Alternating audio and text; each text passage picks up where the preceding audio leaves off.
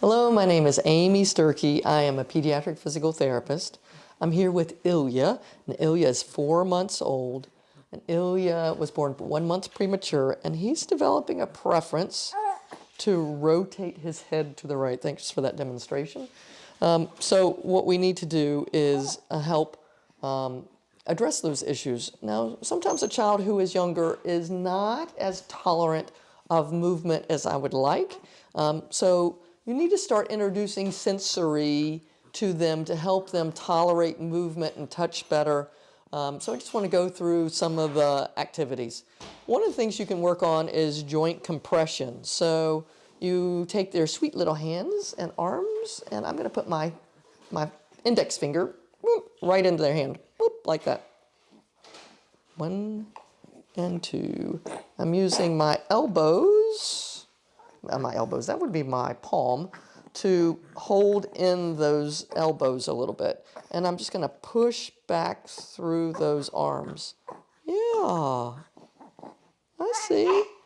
This will help for tummy time. The weight bearing through the arms artificially through me. And I can do it through the elbows as well. Nice, I hear you. You can do the same thing with the little legs. I'm going to push between the knee and the hip. Push, push, push, push, push, push. I hear you. I hear you. And the same thing through the feet and the knees. So pushing up on the foot and down through the knees to push together. Let's see. That sideways so you can see. Whoop, whoop, whoop, whoop, whoop, whoop, whoop, whoop, whoop, whoop, whoop, whoop, whoop. Similarly, you can do the same through the trunk. You want to get them fairly upright and just push down gently. And this is so gentle, right down through the shoulders. Down from the shoulders, down to the hips. Again, these are things that you want to do in preparation for all the other work that needs to happen.